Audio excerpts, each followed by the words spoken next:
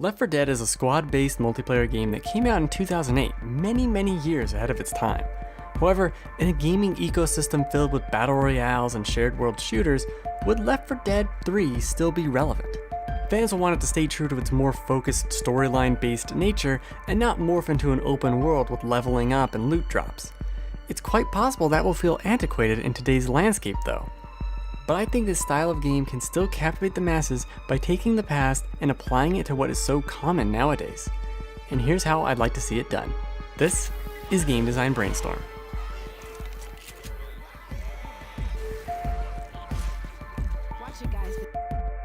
Ben here, and welcome to another episode of Game Design Brainstorm, a monthly series where I pick a game and or mechanic and dive into why I like it, dislike it, and how it could be changed to be better, or at least more fun for me, and hopefully you too.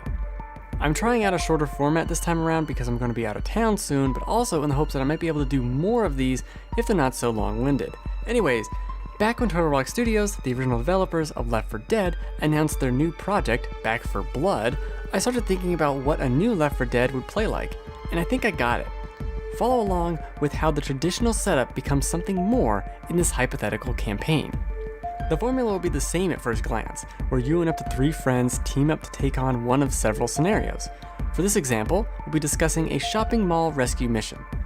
You start at the entrance of the mall and are tasked with fighting your way through to where some other survivors are trapped on the second floor. The exact location of these survivors, as well as the path to them, will be different each time. Maybe they are all holed up in the children's store, the bookstore, etc.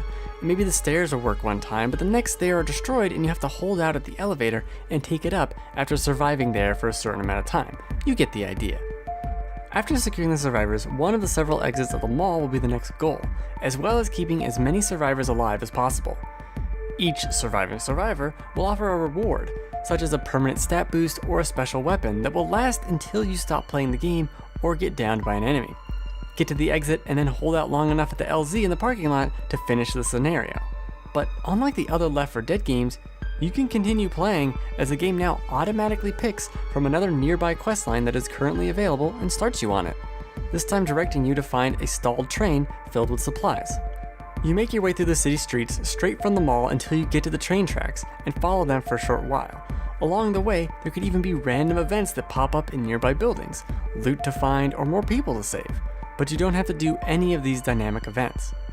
Along the tracks, you'll find the train and see it was stopped by a truck parked on the rails. This is the next hold point where your party must keep the zombie horde at bay as the truck is pushed out of the way and the train is fixed up just enough to get moving. There are several different tasks for this that can all be done either solo or as a unit. When that's completed, you're moving in the train across the map, maybe even on top of it, looking out at the city and occasionally firing at super fast zombies running alongside it. Off in the distance, you see some more survivors fighting in a field, and you help them out by picking off a few more zombos. But here's the twist. You've been playing in this large map this entire time, no loading or anything, the questline continuing and bouncing from objective to objective, right? Well, those survivors in the distance you just helped, those are real players also on the same instance of this map doing their own never-ending, ever-progressing questline. The game world is overseen by a hidden DM of sorts that sets it up where you would be traveling by while those players were left exposed in an open field. In the same way another party saw your group fighting your way through the mall earlier from the street. And if you want to, you can even ignore what the game is telling you to do and go off in any direction, and it will eventually change to a different nearby questline. If you meet up with another group and help them for a bit, you'll get added onto their questline and can help them for as long as you want. It's a shared world, but much more dynamic and free-flowing than what we've seen. You can quest endlessly, by yourself or with others, find a party and break off and help them, explore the map as you see fit and find secrets, and then go back to another party later on. It's all up to you.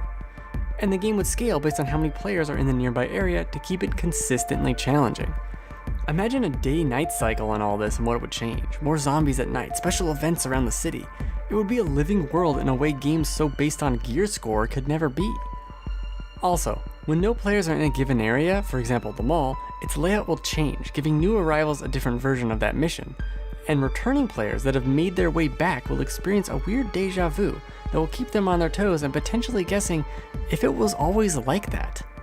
What if large portions of the map would change every so often, similar to how Fortnite does in its seasonal updates? There's a lot that could be done to keep the map feeling fresh over a long period of time. I think this will be an incredible meld of what Left 4 Dead originally was, while also taking it into a more modern setup. But what do you think? Is this too ambitious? Would you want it to remain more of what it was originally? Or should it become a completely open world, shared world, loot and leveling up, gear, score, raid grind? Let me know in the comments, on Twitter, highway billboards, and so on. And as always, thanks for watching. Brainstorm over, I'm gonna go play one of the other 75,000 zombie games out there.